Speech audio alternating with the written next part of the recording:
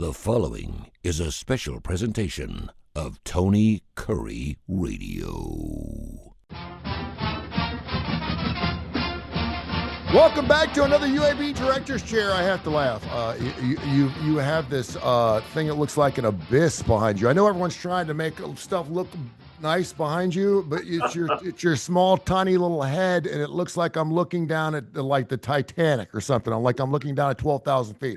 So I can see. Hold on. I'll somehow if you want to get closer to the level of the water line, you can. I've Or else I can my just talk. background, I guess. Yeah, I can just talk to your little head if you want. But it's there you Oh, go. boom! There we go. There you go. Is that better? Yeah, that's much better. It just made you look like a very small man, and I know you're not.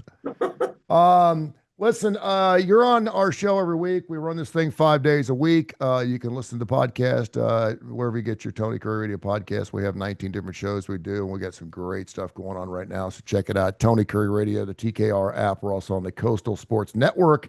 We're also on Audacity. We're all over the place. Anyone who listens to shows knows that I know you well enough that I don't like to mince words.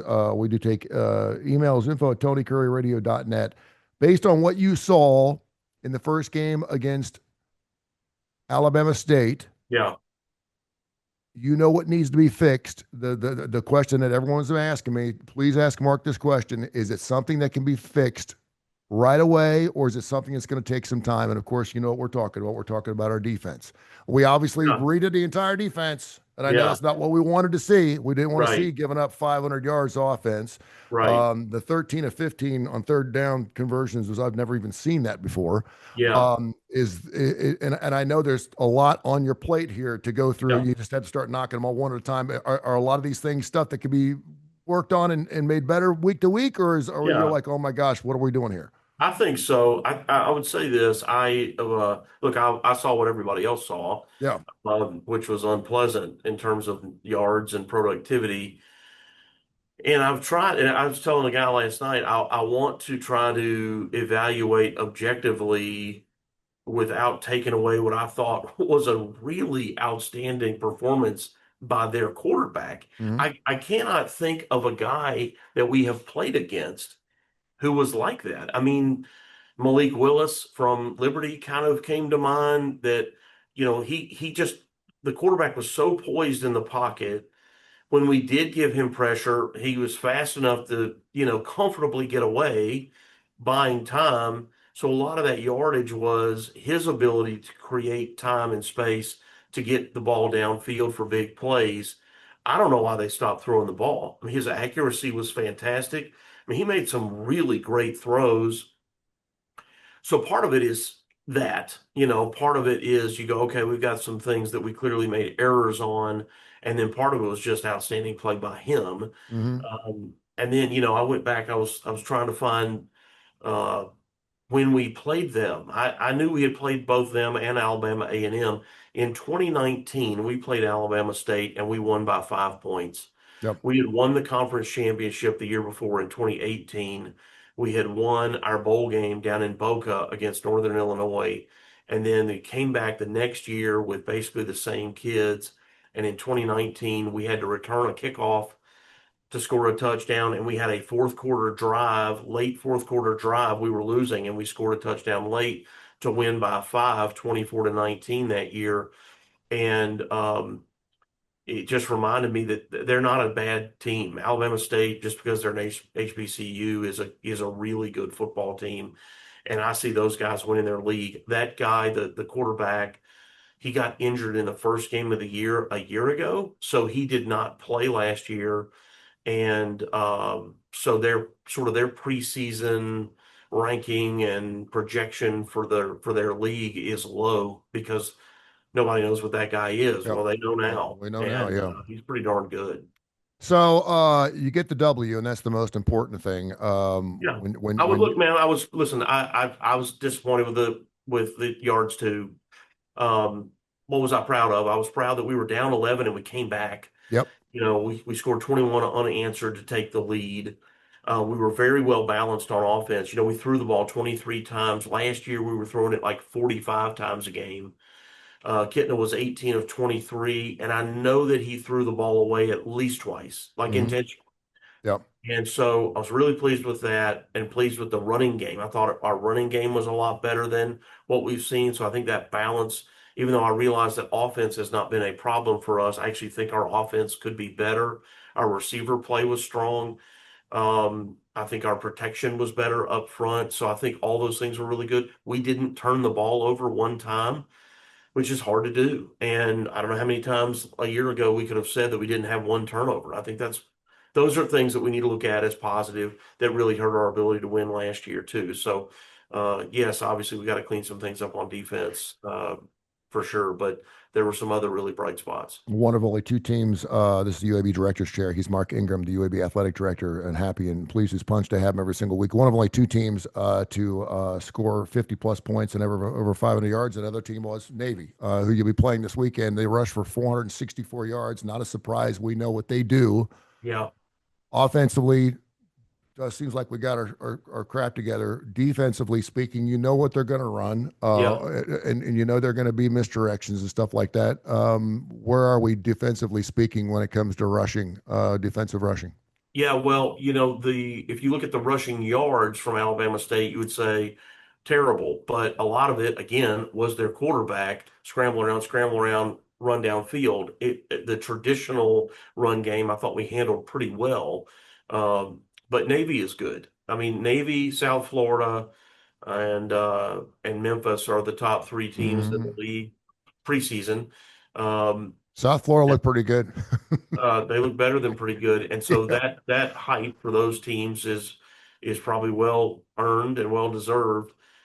Navy just didn't lose hardly anybody, and that's what's going to make Navy tough. Is not only are they good, they are confident in being good. I mean, they beat Oklahoma in their bowl game for goodness Mhm. sakes, and people are like, well, Oklahoma probably had guys sit out. They probably did. They probably did. They're still Oklahoma. And Yep. so, yeah, Navy's going to be a tough task for us this weekend. They're very good. They're very good at what they do. What do you see defensively speaking that I don't think it's lack of it doesn't seem to be lack of experience. It's not lack of effort, I don't think. I saw the guys swirling around the balls. I didn't like some of the angles they were taking on some of their Yeah. tackles, and Yeah. there were some missed tackles there too. But what is the biggest issue on defense? Let's say he had a great Size game. up We front, get that. Guys up front. That's it. size. Yep. It's not talent, but the just general size up front. In the modern era now where you have to have a payroll to get players, one of the hardest positions to get great skill at is defensive line. You're looking for physical freaks in terms of size, but who can also run.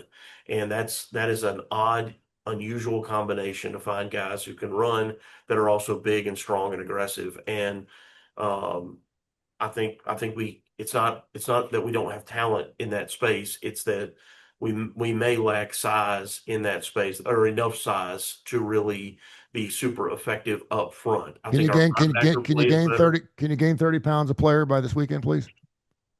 Yeah, everybody gets an extra cheeseburger for lunch all week. Yeah, no doubt. Um, Um, but yeah. just that's just a place where you go, hey, where are we not where we'd like to be excellent? If we were a little bit bigger on defense, that would make us better, but particularly on the defensive line. And we've had a couple of guys go down with injury that didn't play in the first game that if we can get them back this week or the next will make a big difference. But they got hurt in fall camp, and so we'll see. Something that Trent Dilfer and I got a chance to do several shows with him on the Inferno, which by the way you can still listen to, and he does a fantastic job. And of course, Andy Kennedy's also a big part of that show. You're on that show as well as those other coaches from UAB. He was talking about the book, and I know his first year he went by the book. If it was 4th and 16 at their own 12 and it said Yeah, go for it, he went for it. yeah, And then by the second year, he kind of knew his players, his protocol, his skill set. He knew who had what, and obviously you can't go by the book because you don't know what players are making those plays for you. And I thought that he made some things. He did more of a gut thing yeah. as a head coach. I think That's we right. were all happy to see that. Yeah. Year three, where is he with that when it comes to playing by the book? And did you see some things on in this first game that you thought, wow, I wish we hadn't done that, or did you see some things where, oh gosh, I wish we would have gone for this? Yeah. So for the listeners out there, what Tony's talking about is the book, which is it is a analytical scenario of every different down and distance that you could possibly have, and should you go for it on fourth down or not. We have the ball on this yard line with this much time left, and it's fourth and X number of yards. Should we go for it or not? We're winning, we're losing. It's all and you think, golly, yeah, it's like AI generated analytical for not just for UAB, it's for like every team in the country, all their data combined, and it's put into this book that says in this scenario you should or should not go for it, meaning the odds Yeah, based on history would say sure. you will get it or you won't get it. And so there are some coaches who live by that. They won't vary from it. It does not matter. They're going to play that odds game, and probably with good reason. And we actually have a person on our staff who is on the sideline with the book. And their whole thing, you think, oh, that should be the head coach. Hey man, they don't have time to thumb through the book. Like this person is got the book in hand and is in those scenarios. He's like, Coach, the book says this. And then I think, Tony, to your point, what Trent has started doing is it's not that he's disobeying the book, but if what the book cannot analyze is momentum. Yep. The book does not analyze that. It simply says that historically speaking, this down and distance in this scenario, you should or shouldn't go for it. Um, but it doesn't measure that momentum. It has no idea what that feels like. And so sometimes I think Trent is looking at it and going, hey, man, I know it says we shouldn't go. It's 4th and 4, but we have been pushing the ball down the field at will. We're going. Yeah. And those risks are brilliant when they work and they're not when they don't, right? Mhm. Um it's part of the game. You've You can got look to at that. You take can look those at that. risks. Yeah, you can look at that Texas Ohio State game, and we nailed it. We have a show called K4 Wins where we handicap ball games, and I said, don't be surprised if you see a game like a 10-7, something like that, where they're trying to feel Yeah, each other out, and both these teams defensively are really, really good. We know what kind of defense Texas has, obviously, because we keep track of them in the SEC. And Ohio State lost so many guys, but it's still Ohio State. They won the national title, yeah. and so I said, don't be surprised if you see that. And obviously, Sark is a guy who's known to go for it, and twice on downs he loses the football inside the 9, inside the 1, and that was the telltale reason. Props where they lost that football game, and only he knows his players and knows what kind of characters he's got on either side of the ball, and whether that's a good call or not. And so hopefully. With Coach Trent, but you're right. The momentum has everything to do with it. And if you're 0 for 5 on fourth downs and you're playing the odds, you Then think, you're probably not golly, doing it. yeah, Yeah, you're you're probably not probably not doing doing it. it. Are you surprised though? And certainly in the pros, and I can't believe the NFL starts this weekend. I'm so stinking happy to have football on Saturday and Sunday. But are you surprised? I mean, it used to be if it was fourth down, I don't care if you were, unless you were within kicking distance, you were punting the ball every time. Yeah. I mean, if it was fourth in inches and you Yeah. were on the 32, you weren't going for it. So That that that have you ever seen, and I'm forgetting the school, there's a high school in Arkansas, and there was a special on this guy. It's a great story. He was an accountant, and he retired young, and loved loved football. The local high school was historically not very good. Somehow he gets the head coaching job at the local high school, and his first year he was horrible. And then he decided to take his accountant's approach to the game, and he started looking at going for it on fourth down and how many times could you get it, and versus punting, and also kickoffs, mhm. onside kicks. So this team, he started always going for it on fourth down, always. Because what he recognized was, look, it's a high school who probably doesn't have a great long snapper. It's just you never know if you're going to have a kid that can even get it back there. And then you got a high school punter, and so if the high school punter punts it 30 yards and they return it 10 yards, Yeah. it's a difference of 20 yards, which is not really that great, versus if you can get the first down and you are really breaking the spirit and breaking the will of that defense, and then you mow down and you score. Same thing on kickoffs. If you don't have a kid that can kick it a long, long way, you kick it down the field and they return it so far, like, hey, look, let's try an onside kick. And even if we don't get it, we have moved the ball 10 or 15 yards down the field. And maybe it's again the difference of 15 or 20 yards for the other team. But on the 20% chance that we get that we recover it, you're breaking the will of the other team. And that's what they do. I know it's in Arkansas, and I wish I could remember the town, Yeah. but like now they do it and they just dominate. They went from like being this historically horrible program to dominate high school football all the time, every year. And it's because of those unusual choices that nobody does. And you're asking about the NFL. I mean, I think that offense is sophisticated. People throw and catch much better than they did, even 30 years ago. I don't talk about this a lot, but I mean, I played in college, as you know, with Peyton Manning, Mhm. who's a great player, but like everybody throws the ball more than we did back then, and we thought we threw it a lot. Well, and frankly, for back then, we did throw it a lot, but it's nothing like today. And I just think the evolution of the game is one that it's just highly sophisticated. It's hard to stop. It's 4th and 4, and I always try to look at it as the opponent. Do I want them going for it or not? And most times I'm like, please don't go for it because I feel no, like they're going punt to it. get it right. Please Punt it. punt it. Yeah. Please punt it because I know we're getting the football back. But you don't even think about then you're adding time of possession.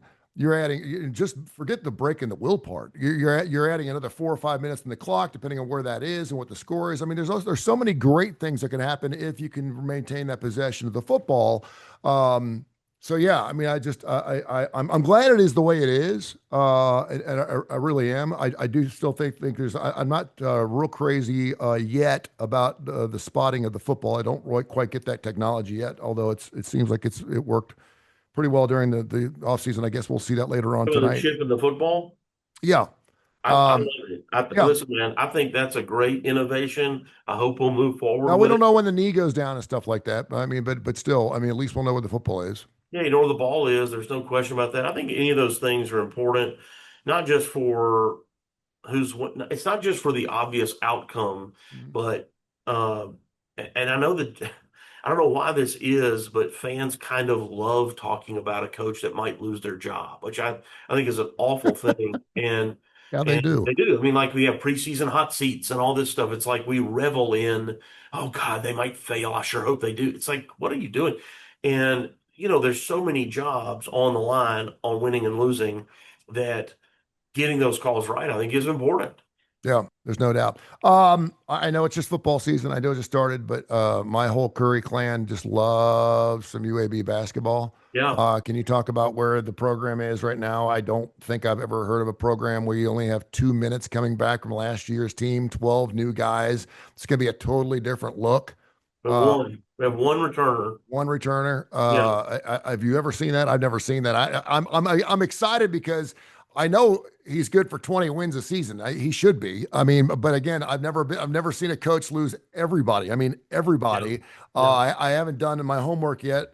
Apologize for seeing the transfers and who he's got coming in, but I know he's brought some guys in from North Carolina and different areas around the country that want to play ball and they want to be on a winning basketball team. And they know that UAB is that. But how's the team looking? And it'll be here before you know it, man. I know it. Well, very athletic. I mean, Andy has always done a great job of reloading his roster. At least I can speak here. I mean, I don't want to speak prior to here because I don't know it well enough. But here, it hasn't been unusual for him. He's had multiple years where he had 7 or even 9 new players and did a fantastic job. I mean, he's Yep. averaging 25 wins a year, and which is unheard of given what you're talking about because it's a little bit like like minor league baseball or G League basketball, where you've got a completely new team and you got to teach them everything you're trying, teach them the offense, teach them the defense, teach them the press, teach them how to break the press, inbounds plays, all this stuff um, that you're trying to teach them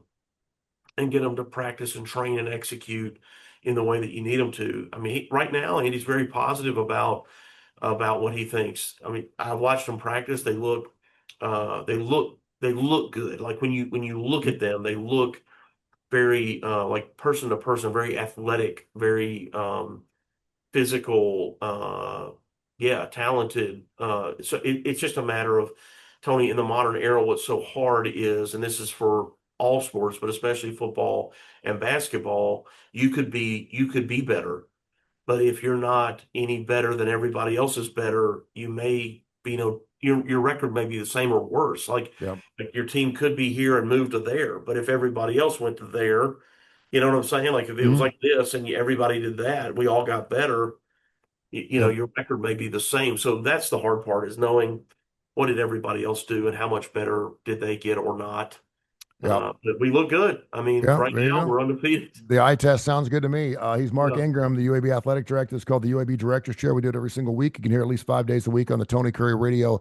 Most people listen to it on TKR, which is great. You get a first-time run, but also we have several thousand people listen to the podcast. And, of course, those are available on every major industry, including now on Odyssey, which is just a huge platform for us to be on. We're very, very happy. I needed to say, and I said this a couple weeks ago, we weren't going to talk a lot of music. I know you're a classic rock guy, but I wanted to mention 30 years ago last night. Do you know what happened?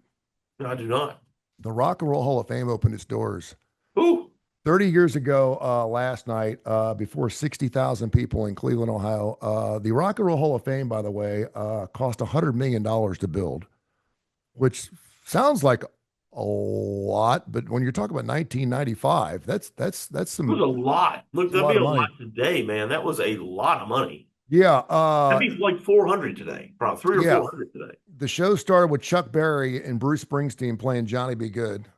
How good is that? Great. Rockin' the USA. Eric Burden was there. Dr. John Al Green, The Pretenders, Johnny Cash, Jackson Brown played the Redemption Song track of My Tears.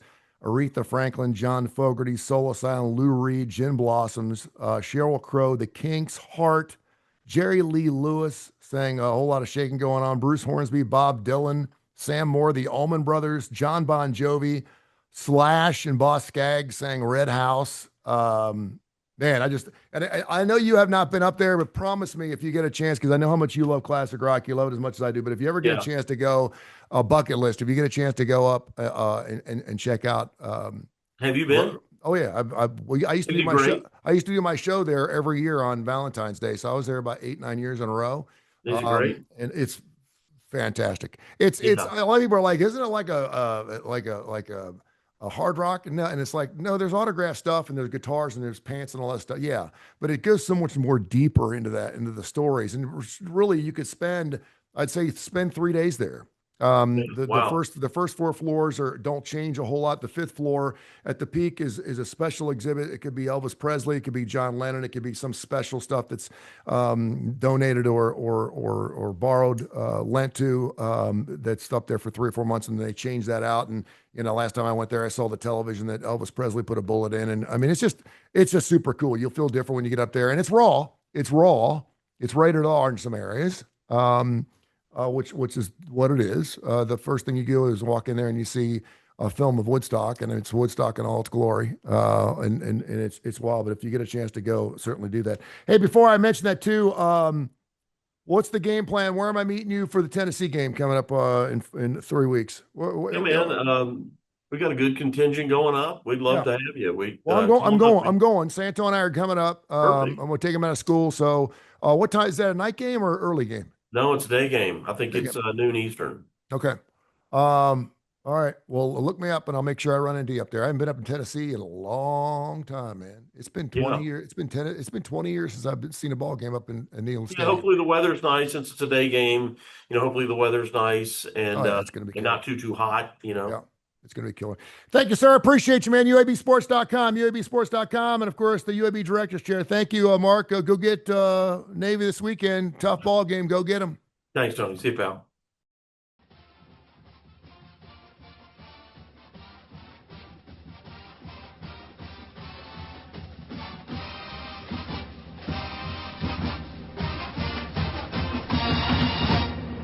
This has been a special presentation of Tony Curry Radio.